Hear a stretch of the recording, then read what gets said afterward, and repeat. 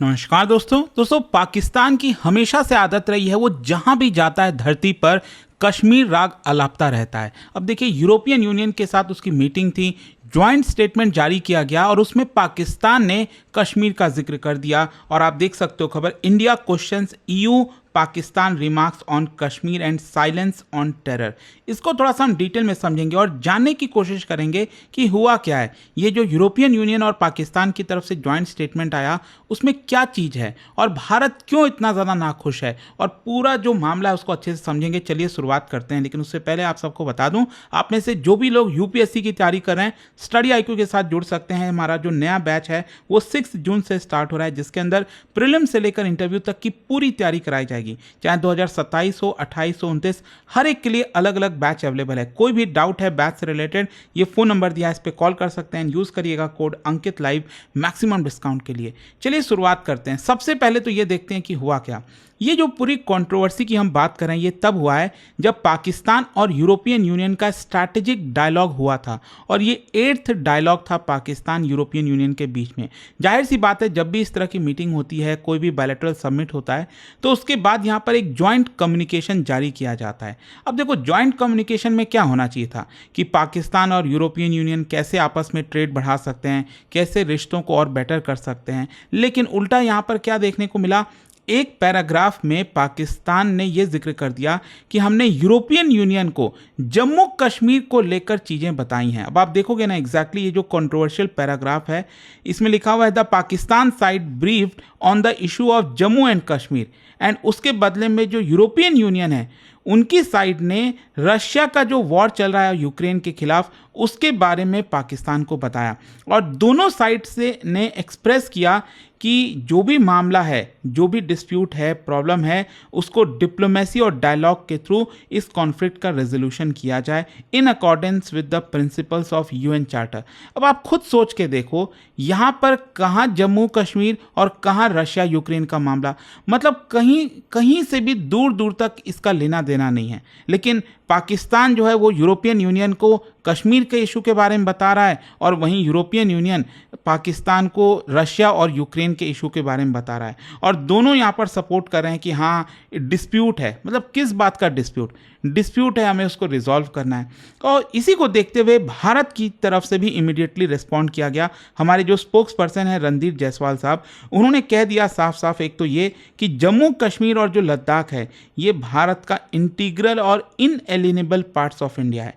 और साथ ही साथ एक बहुत ही इंपॉर्टेंट चीज़ उन्होंने ये कहा कि यहाँ पर कोई भी लोकस स्टैंडाई नहीं बनता है, मतलब कोई लीगल बेसिस नहीं बनता है कि इसमें यूरोपियन यूनियन इसमें से आ जाए, क्योंकि ये हमारा इंटीग्रल पार्ट है। अगर मान लो पाकिस्तान को कोई दिक्कत है, प्रॉब्लम है, तो वो भारत के साथ जो भी है बातचीत करके, जो भी करके करना है वो करेंगे। इसमें तीसरे देश का तो कोई लेना देना ही नहीं है।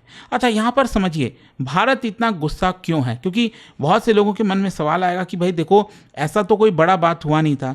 यूरोपियन यूनियन ने भारत की जो सॉवरेनिटी है उसको तो कोई डायरेक्टली चैलेंज नहीं किया है। ये तो बस एक पैराग्राफ है, उसमें यह बताया गया कि पाकिस्तान ने यूरोपियन यूनियन को कश्मीर के बारे में इन्फॉर्म किया है। लेकिन आप समझिए इसका जो उत्तर है वो भारत की जो लॉन्ग स्टैंडिंग डिप्लोमेटिक डॉक्ट्रिन रही है ना, उधर अगर आप देखोगे तो आपको समझ में आएगा। भारत ने हमेशा से ऑब्जेक्ट किया है, मतलब देखो बात सिर्फ वर्डिंग की नहीं होती है, शब्दों की नहीं होती है। यहाँ पर शब्द के पीछे जो प्रिंसिपल है उसको लेकर भारत ने हमेशा अपोज किया है। देखो भारत का कोर पोजीशन क्या है कश्मीर को लेकर, हमेशा से ही, ऐसा नहीं है कि हमने कभी बदला है। सबसे पहला चीज़ है Jammu and Kashmir is part of India. चाहे वो जम्मू कश्मीर हो, लद्दाख हो, कॉन्स्टिट्यूशनली और legally they are part of Indian union. और इसको लेकर अगर कोई भी चीज़ें होती हैं तो भारत ने हमेशा से इस चीज़ को रिजेक्ट किया कि यहाँ पर टेरिटरीज को लेकर तो कोई डिस्प्यूट है ही नहीं। फिर दूसरा, नो थर्ड पार्टी मीडिएशन, मतलब जब हम मान रहे हैं कि ये भारत का हिस्सा है तो तीसरे पार्टी का तो कोई मतलब ही नहीं निकलता। अब यूरोप के अंदर आप देखोगे तो ब्रिटेन को जो करके निकलना था 1947 के पहले वो तो चला गया। तो यहाँ पर भारत ने हमेशा से आर्गुमेंट यही दिया है कि कोई भी इशू भारत और पाकिस्तान में है ये बायलैटरली ही सॉल्व किया जाएगा। और ये सिर्फ बोलने से नहीं है, ये एग्रीमेंट में है। 1972 का जो शिमला एग्रीमेंट है उसमें साफ साफ है कि कोई थर्ड पार्टी इसके अंदर नहीं आएगी। और इसीलिए भारत जो है यूएन का मीडिएशन, यूएस का मीडिएशन, चाइनीज़ मीडिएशन, ईयू का इन्वॉल्वमेंट, इन सबको यहाँ पर रिजेक्ट करता है। और फिर जो तीसरा प्रिंसिपल है वो है अपोजिंग इंटरनेशनलाइजेशन। देखो जो पाकिस्तान की डिप्लोमेटिक स्ट्रैटेजी है हिस्टोरिकली, वो यही रही है कि कश्मीर का मुद्दा जोर से बोलो, जोर से उठाओ, दुनिया भर में इसका प्रचार करो, चाहे वो यूनाइटेड नेशन में जाएं, ओआईसी में जाएं, ऑर्गेनाइजेशन ऑफ इस्लामिक कंट्रीज हो गया, या वेस्टर्न कैपिटल में जाएं, ह्यूमन राइट्स फोरम में, इंटरनेशनल मीडिया में, हर जगह। और भारत की स्ट्रैटेजी इसका जस्ट अपोजिट रही है। हम क्या है कि कश्मीर को एक बायलैटरल इशू की तरह, मतलब इशू है ही नहीं, लेकिन क्योंकि पाकिस्तान ऐसा बोलता है तो हम बायलैटरली इसको रिजॉल्व करना चाहते हैं। इंटरनेशनलाइजेशन हम इसको कभी नहीं होने देना चाहते। तो अगर छोटा भी रेफरेंस आता है ना, तो इसीलिए भारत इसको काफ़ी ज़्यादा सीरियस लेता है जब भी कश्मीर के बारे में कहीं पर भी चर्चा होती है। अच्छा, यहाँ पर एक चीज़ समझिए, यूरोपियन यूनियन का जो रेफरेंस है वो इतना सिग्निफिकेंट क्यों है? देखो, अगर कोई छोटा मोटा कंट्री होता तो शायद भारत इतना स्ट्रांगली रिएक्ट नहीं करता, लेकिन यूरोपियन यूनियन मायने इसलिए रखता है क्योंकि ये भारत का one of the largest trading partners है, मेजर इन्वेस्टर है, इंपॉर्टेंट टेक्नोलॉजी पार्टनर है, और फ्री ट्रेड एग्रीमेंट हुआ है जिसको मदर ऑफ ऑल डील बोला जा रहा था, आपने देखा, मेजर जियो पॉलिटिकल एक्टर है। तो अगर यूरोपियन यूनियन अगर कश्मीर के लैंग्वेज को एंडोर्स करेगा तो भारत तो ऑब्वियस सी बात है ना, यही देखेगा कि पाकिस्तान के नैरेटिव को लेजिटिमाइज करने की कोशिश की जा रही है। अच्छा, यहां पर एक इंपॉर्टेंट कॉन्सेप्ट है, ये समझिएगा जियोपॉलिटिक्स में, हाइफनेशन। हाइफनेशन का मतलब होता है कि बेसिकली हम दो अनरिलेटेड जियोपॉलिटिकल इश्यूज को एक साथ लिंक करने की कोशिश कर रहे हैं जबरदस्ती। देखो, भारतीय डिप्लोमेट्स ने हमेशा से इसको डिसलाइक किया है, हम कभी भी इसको सपोर्ट नहीं करते। अब समझिए है क्या, यहाँ पर जो जॉइंट कम्युनिकेशन जारी किया गया है यूरोपियन यूनियन और पाकिस्तान के द्वारा, उसमें क्या है, एक तरफ पाकिस्तान यूरोपियन यूनियन को बता रहा है कश्मीर के बारे में, दूसरी तरफ यूरोपियन यूनियन पाकिस्तान को बता रहा है यूक्रेन के बारे में। अब ये क्या बात हुई? भारत को डर यह है कि मतलब जबरदस्ती का यहाँ पर एक इशू क्रिएट करने की कोशिश की जा रही है। कश्मीर को इंटरनेशनल कॉन्फ्लिक्ट, मतलब एक ऐसा इंटरनेशनल कॉन्फ्लिक्ट से कंपेयर किया जा रहा है जिसका दूर दूर तक लेना नहीं है।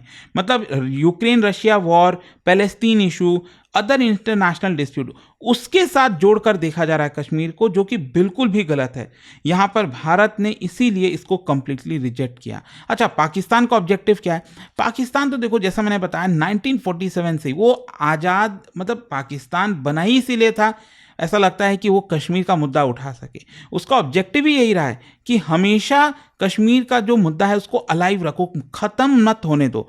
पाकिस्तान को डर यह है कि इंटरनेशनल अगर ये ख़त्म हुआ ना, अगर लोग बात करना बंद कर दिए तो भारत की पोजीशन मजबूत होगी, ग्लोबल एक्सेप्टेंस बढ़ जाएगा जो इस समय बना हुआ है, and therefore Pakistan continuously raises Kashmir in international forum. अभी रिसेंटली आप देख लो ना, एक आई थिंक 8-10 दिन पहले की बात है, चाइना और पाकिस्तान दोनों ने ज्वाइंट स्टेटमेंट जारी किया, उसमें भी कश्मीर को लेकर बोल दिया लेफ्ट ओवर फ्रॉम हिस्ट्री। तो इसको भी अगेन भारत ने रिजेक्ट किया था। खैर, दूसरा यहाँ पर यह है कि अब भारत का जो पोस्ट 2019 नैरेटिव है उसको काउंटर कैसे किया जाए, ये इसलिए पाकिस्तान परेशान है। अगस्त 2019 में आप सबको याद है आर्टिकल 370 हट गया, जम्मू कश्मीर का रीऑर्गेनाइजेशन हुआ, यूनियन टेरिटरी बन गया।